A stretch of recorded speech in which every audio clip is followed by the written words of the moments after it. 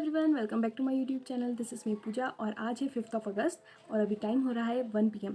तो आज थोड़ा सा लेट सब कुछ स्टार्ट हुआ और अभी तक ऑनेस्टली मैंने कुछ ज़्यादा कुछ खास पढ़ा नहीं है। बस थोड़ा सा हिस्ट्री का मैं देख रही थी, तो मैंने उसमें भी एंशियंट हिस्ट्री के थोड़े से फर्स्ट 1-2 चैप्टर्स देखे हैं। तो आज मैं आगे से कंटिन्यू करूँगी और उससे पहले मैं थोड़ा सा एक प्लान बनाना चाहूँगी कि अगर रिज़ल्ट पॉजिटिव रहा तो कैसे क्या मतलब करना है, अप्रोच को रखना है मेंस के लिए, और अगर नहीं तो फिर प्री के लिए क्या अप्रोच रहेगी। तो उसको ध्यान में रख के मैं दोनों प्लान बना रखती हूँ और थोड़ा सा एक हिसाब लगाऊंगी कि कैसे क्या पढ़ना है, क्या क्या कंप्लीट करना है, कितने समय में। तो एक ऐसे टाइमलाइन जैसे क्रिएट करूँगी और इससे ज़्यादा कुछ भी नहीं।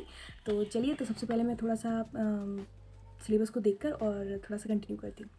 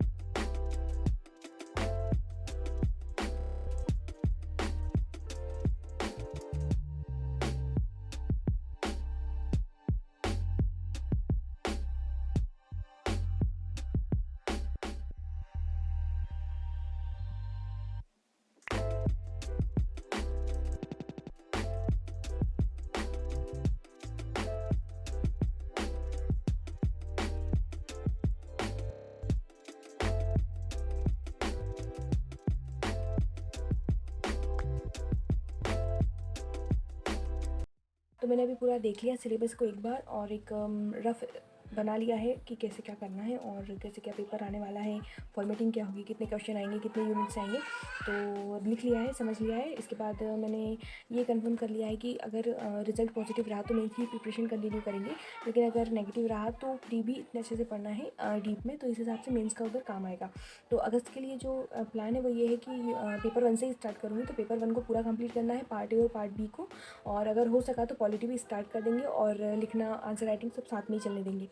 इसके बाद जो अभी मैं स्टार्ट कर रही हूँ तो प्राचीन भारत से पढ़ रही हूँ और मैं प्राचीन भारत रामचरण शर्मा, आर एस शर्मा की बुक से ही स्टार्ट कर रही हूँ। और मेडिकल के लिए मेरे पास सतीश चंद्रा की बुक है, तो मैं वहीं से कंटिन्यू कर रही हूँ सब कुछ। और मैं अभी पाषाण काल कंप्लीट कर चुकी हूँ और हड़प्पा तक पहुँच गई हूँ, तो वहीं से अब आगे देखती हूँ। और यही रहेगा पूरा प्लानिंग कि जो भी पढ़ाई कर रहे हैं उसको अच्छे से डीप समझ कर और पूरा मीन्स के हिसाब से प्रिपेयर करें कि थोड़ा सा लिखने में भी और फैक्ट भी उसमें मौजूद रहे, ताकि आंसर राइटिंग में आसानी हो। उसके बाद आंसर राइटिंग भी स्टार्ट कर दूँगी। मैं बताऊँगी आपको कि कैसे क्या मैं लिखती हूँ आंसर, क्योंकि आंसर ठीक ठाक लिख लेती हूँ मैं। और इससे पहले भी मतलब मैं आंसर राइटिंग करती थी, अच्छे आंसर आ जाते थे मेरे।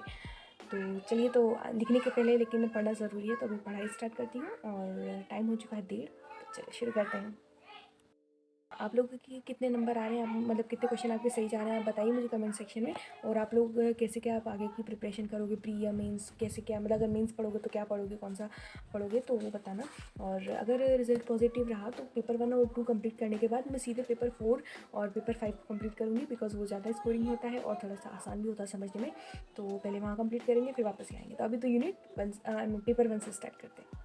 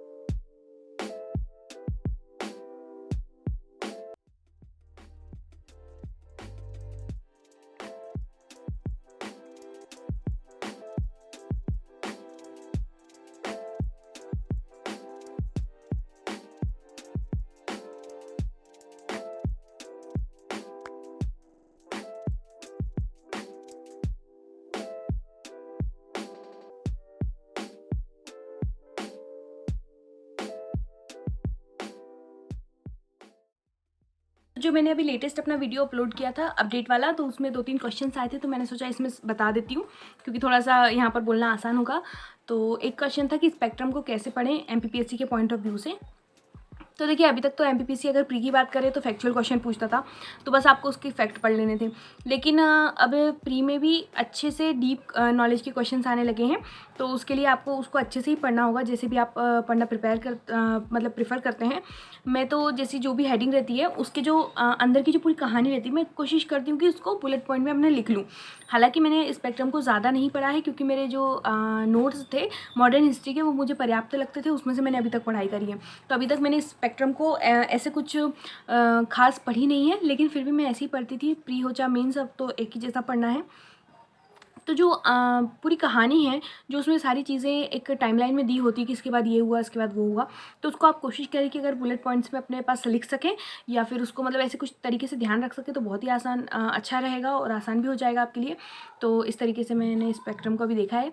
तो अभी तो मेरी स्पेक्ट्रम जब नहीं मेरी फ्रेंड के पास है, तो अब वो जब आएगी तो अगर मैं उससे कुछ करती हूँ कंप्लीट, तो फिर मैं आपको आपके साथ शेयर कर लूँगी। एक और क्वेश्चन नहीं, एक बात थी कि 3 मंथ्स में मेंस का सिलेबस बुक्स से तो इम्पॉसिबल है, नोट से ही पढ़ना पड़ेगा। तो देखिए, बुक्स से अभी पूरे सारे सब्जेक्ट की बुक्स पढ़ना 3 महीने में, फिर आंसर राइटिंग करना, टेस्ट सीरीज़ में ज्वाइन करा तो उसको वापस प्रिपेयर करके आंसर राइटिंग करना, ये तो बहुत ही मुश्किल टास्क है और 3 मंथ में कंप्लीट भी नहीं होगा। लेकिन जो ऐसे टॉपिक्स हैं या ऐसे जो सब्जेक्ट्स हैं जिनके लिए बुक्स बहुत ज़्यादा इंपॉर्टेंट है, उनको तो पढ़ना ही पड़ेगा। क्योंकि अगर आप ये चाहते हैं कि आपके सारे मतलब आप ज़्यादा से ज़्यादा क्वेश्चन आपको बने, साथ में आपको लिखने को भी पर्याप्त मिले, तो इसके लिए आपको बुक्स को प्रेफर करना ही पड़ेगा। क्योंकि देखो, एक बात तो ये है कि बुक्स से ना एकदम आसान नहीं होती, आसान होती है, भाषा बहुत आसान होती है, लेकिन सारी चीज़ें इसमें ना मिली जुली लिखी होती है, तो इसके लिए अलग अलग ऐसी हेडिंग नहीं होती, उसी को अपन को बनाना रहता है बुलेट पॉइंट्स में। तो ये एक दिक्कत वाली बात रहती है। लेकिन जो सब्जेक्ट जैसे हिस्ट्री के लिए ज़रूरी है, पॉलिटी के लिए, तो पॉलिटी के लिए भी जो स्पेशल जो उनके टॉपिक्स हैं और जो स्पेशल चैप्टर्स हैं उनको हमको पढ़ना पड़ेगा। पूरी चाहे हम नहीं पढ़े लक्ष्मीकांत, और वो पढ़ाएगी भी नहीं इतनी जल्दी, तो जो इम्पॉर्टेंट है या जिनमें आपको डिफ़िकल्टी होती है ना, उनको आप अच्छे से उसमें से पढ़ सकते हैं।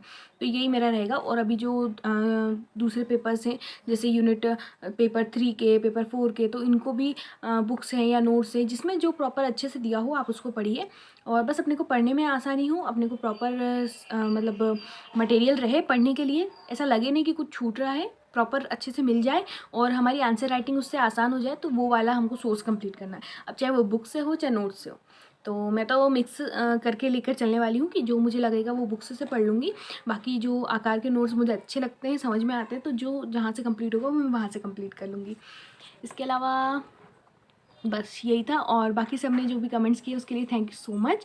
काफ़ी टाइम बाद मैंने वीडियो अपलोड किया था, तो आप सभी का इतना जो है अटेंशन देखकर बहुत ही अच्छा लगा। तो अब रेगुलर आएंगे व्लॉग्स, तो चैनल को सब्सक्राइब करना मत भूलना, याद से सब्सक्राइब कर लेना और अपने फ्रेंड्स के बीच में उसको शेयर कर देना। बिकॉज MPPSC वालों का एक मतलब एक डायरेक्ट कम्युनिकेशन के लिए ऐसे कास है नहीं। तो क्या बोल रही हूँ,